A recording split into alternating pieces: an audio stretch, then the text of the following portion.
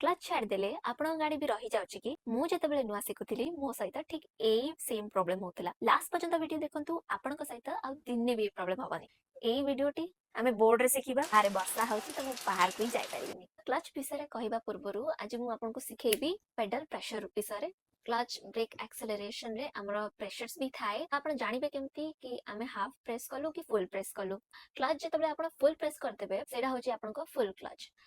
जानिबे केमती आपनकर half clutch हैला जेतेबेले आपण धीरे धीरे रिलीज करिवे आ आपण गाड़ी वाइब्रेट करबाको स्टार्ट करिवो सेही टाइम रे हमें याको कहबा हाफ क्लच आ फुल क्लच सेति के बेले हबो जेतेबेले आपण पूरा फुल प्रेस करिवे आपण क्लच को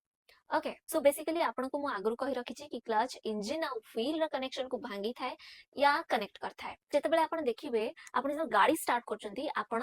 आग हाफ क्लच करके रखिबे सो दैट इंजन आ व्हील र कनेक्शन धीरे धीरे से बाइंड हबा को लागिबो कनेक्ट हबा को लागिबो तो सेही टाइम रे आपण कोन करंती ना आपण जल्दी क्लच छाडी दबारु से बाइंड हेई पारेनी कि कनेक्ट भल से हेई पारेनी सेही पई आपण को गाड़ी ऑटोमेटिक स्टॉप हे जाए तो सेही पई कहंती क्लच धीरे धीरे रिलीज करिया कथा टिके टाइम नै कि रिलीज करिया कथा सो दैट व्हील आ इंजन रा कनेक्शन टिके भल रे बनिबो तो आपण सब बेले कोन करिवे ना क्लच को आपण टाइम नै कि रिलीज करिवे आ सेते पर्यंत धरि कि रखिबे जेते पर्यंत आपण को व्हील आगु गुना जाईची धरिबेनी धीरे धीरे रिलीज करिवे सो दैट आपण को व्हील धीरे धीरे चलिबो चलिबा परे भी आपण ताकू धीरे धीरे रखिथिबे